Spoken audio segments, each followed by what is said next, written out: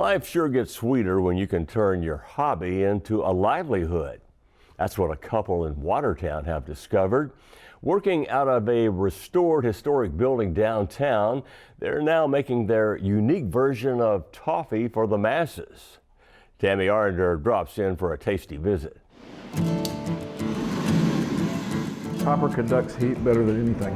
It gets hot real fast, it stays hot, and it stays even. You got 290 over there yet? Almost. Let's go. Bruce Mott sounds like a surgeon. Call it done. Got the heat, we're good. But instead of a person on the operating table, he's got a table full of toffee. It's an old family recipe. I started making it 35 years ago and continued. Bruce and his wife Cathy never thought they'd ever have a candy business. Bruce is a general contractor. Cathy worked with UPS and had never even tried toffee before she married Bruce. But when people started placing orders for their homemade sweet treat, Walker Creek Confections was born. The business kind of grew organically. That was that one person that said, "Can we buy some?" The people they sold it to said, "Can we buy some?" And it just sort of spread like that. His friends and family would ask about the candy, and I had no idea. And then I found out. So you married him before you knew you had a good cook or a good toffee maker? No, I married him because he was a good cook and he made wonderful toffee. Making the transition from cooking in his home kitchen on the banks of Walker Creek to cooking commercially took some getting used to. I have thrown away hundreds of pounds of this stuff. Candy is more chemistry than cooking, actually. Butter and sugar don't really want to play well together. They just don't, so you have to force them to do that. So Bruce gets his cavernous copper pot, fills it with 3 ingredients, water, sugar, and butter, and lets science take over. Well, science and some perseverance with a paddle spoon. Just before it reaches 295 degrees, he adds almonds. Bruce has been making it for so many years. He has a good feel for what's going on with it. It helps so much to have a kitchen here where we can really control the environment as much as possible. And there's still some things we can't control, but it is truly a science. I'm watching consistency and I'm smelling it. I'm also looking for some telltale signs of burning on the side of the pot. After the boiling mixture hits the cooling table, it's rolled down to about 1/4 inch. Then Cathy paints it with dark chocolate. A finishing touch is almond dust.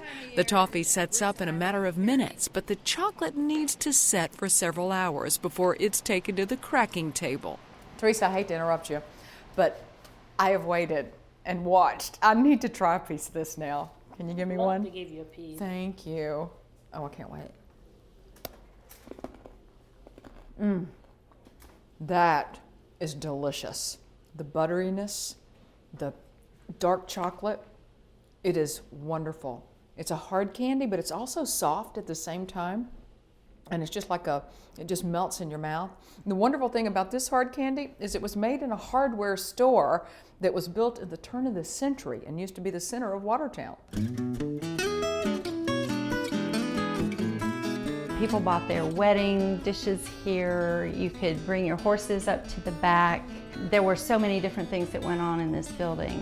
There are pictures that we have of people sitting around the coal stove and having their social time here.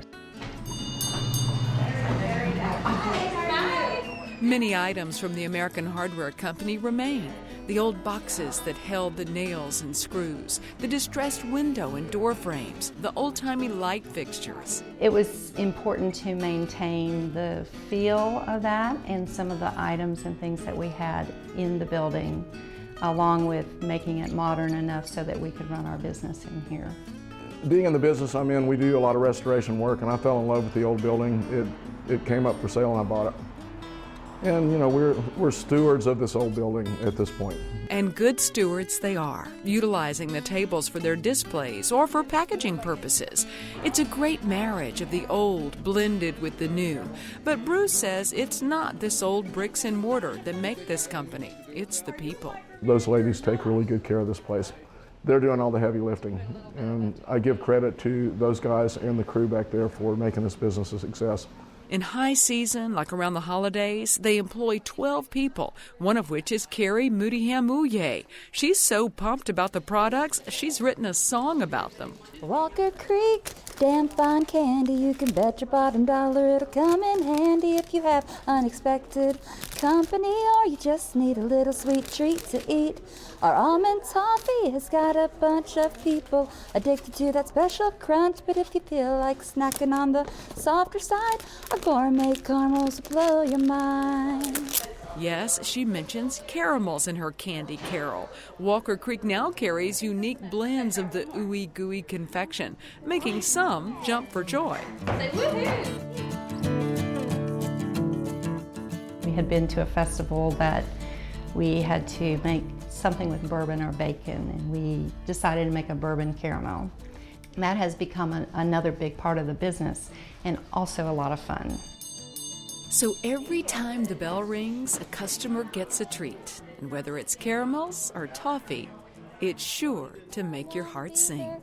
With local goods to buy and free samples to try, but if you can't make it down, check us out online, 'cause everything is just fine and dandy when you're eating Walker Creek's damn fine candy.